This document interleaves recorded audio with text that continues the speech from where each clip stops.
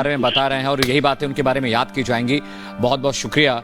और इस वक्त हमारे साथ फोन लाइन पर हैं स्वामी प्रसाद मौर्य जी।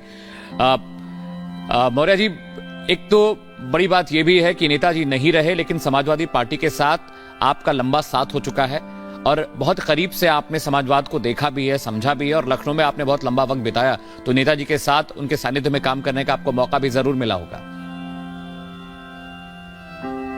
बेशक शुरुआती दौर से नेताजी श्री मुलायम सिंह यादव जी वो संघर्षों के पर्याय के रूप में अपनी एक पहचान छोड़े।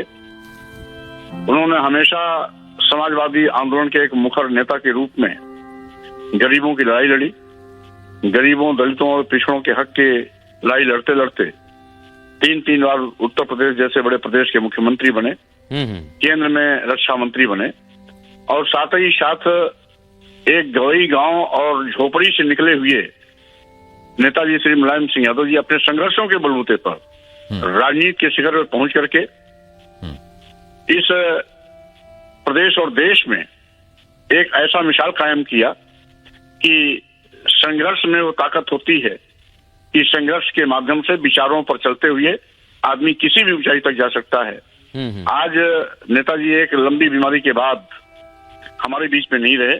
स्वाभाविक रूप से ये भारतीय राजनीति में एक बहुत बड़ा शून्य है जिसकी भरपाई कभी नहीं हो सकती है, और विशेष रूप से उत्तर प्रदेश जैसा प्रदेश जिसने एक बहुत बड़ा नेता खोया है।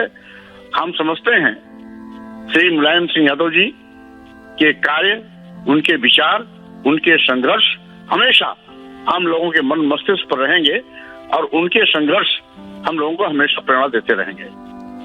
बहुत धन्यवाद स्वामी प्रसाद मौर्य जी हमसे बात करने के लिए।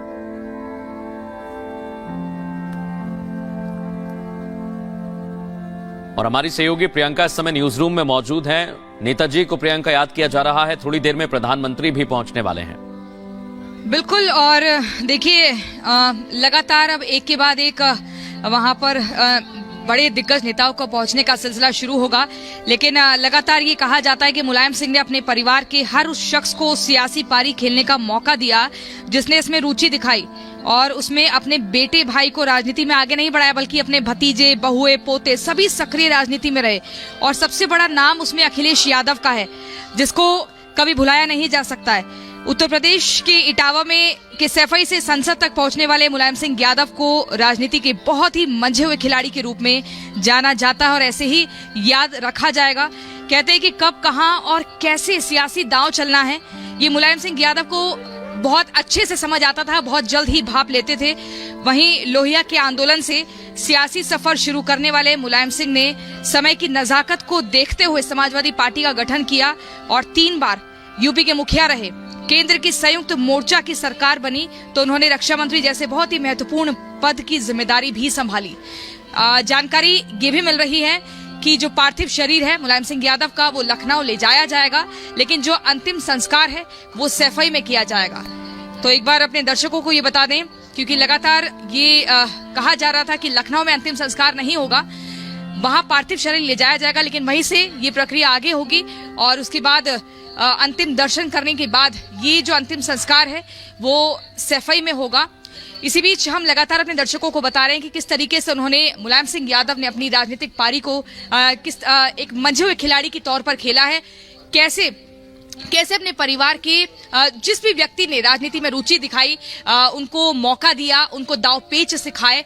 और ये वो परिवार है, ये वो सियासी परिवार है जिसको सिर्फ उत्तर प्रदेश में ही नहीं बल्कि पूरे देश में जाना जाता है, और एक अलग ही इनकी राजनीतिक जिस तरीके से इन्होंने एक एक दाव रखा, एक एक कदम चला, उसके तौर पे याद रखा जाता है। हम एक एक करके ट्वीट्स भी दिखा देते हैं। अखिलेश यादव ने जो पार्टी के ट्विटर हैंडल से ट्वीट किया और उसमें लिखा कि उनके आदरणीय पिताजी और सबके नेताजी नहीं रहे। इसके बाद एक ट्वीट सबके आ रहे हैं, सभी शोक संवेदना व्यक्त कर रहे हैं, दुख व्यक्त कर रहे हैं। देखिए, मुलायम सिंह के परिवार को जिस तरीके से देखा जाता है, एक बड़े सियासी कुनबे के तौर में जाना जाता है, और इसमें अनेकों नाम हैं। अखिलेश यादव, डिम्पल यादव, शिवपाल यादव, रामगोपाल यादव, धर्मेंद्र यादव, अक्षय यादव, तो अनेकों नाम हैं। और ये वो नाम हैं जिन्होंने राजनीति के दावपेच नेताजी से ही सीखे, यानी कि समाजवाद के पुरोधा मुलायम सिंह यादव से ही सीखे। 82 साल की उम्र में अब उनका अंतिम निधन हो चुका है आज, यानी कि सोमवार के दिन।